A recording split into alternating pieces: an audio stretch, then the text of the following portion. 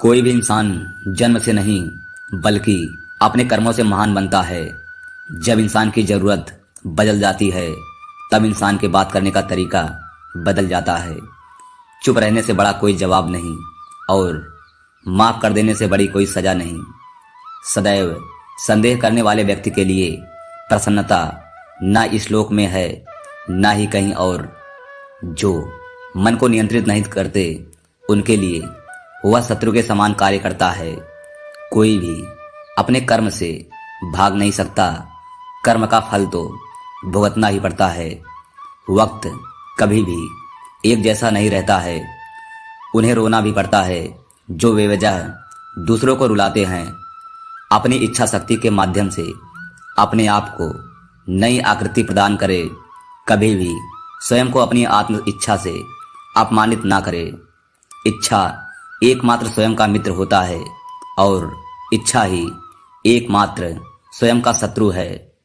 अपनी पीड़ा के लिए संसार को दोष मत दीजिए। अपने मन को समझाओ। तुम्हारे मन का परिवर्तन ही तुम्हारे दुखों का अंत है।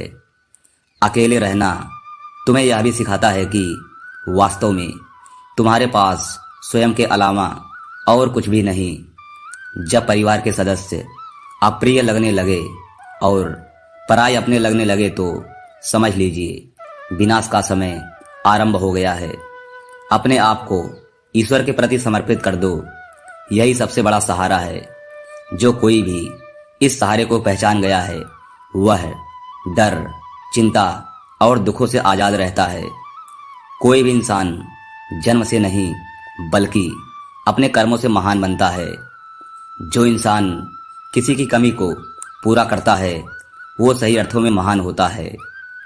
जो होने वाला है वो होकर ही रहता है और जो नहीं होने वाला है वह कभी नहीं होता। ऐसा निश्चय जिनकी बुद्धि में होता है उन्हें चिंता कभी नहीं सताती है। जिस मनुष्य के पास सब्र की ताकत है उस मनुष्य की ताकत का कोई मुकाबला नहीं कर सकता। इंसान हमेशा अपने भाग्य को कोसता है यह जानते हुए भी कि भाग्य से भी ऊंचा उसका कर्म है जिसके स्वयं के हाथों में है। ना तो यह शरीर तुम्हारा है और ना तुम इस शरीर के मालिक हो। यह शरीर 5 तत्वों से बना है। आग, जल, वायु, पृथ्वी और आकाश। एक दिन यह शरीर इन्हीं 5 तत्वों में विलीन हो जाएगा। आप ही अपना मित्र और आप ही अपना शत्रु हैं क्योंकि स्वयं का पतन और उद्धार दोनों आप निर्धारित करते हैं। धन्यवाद।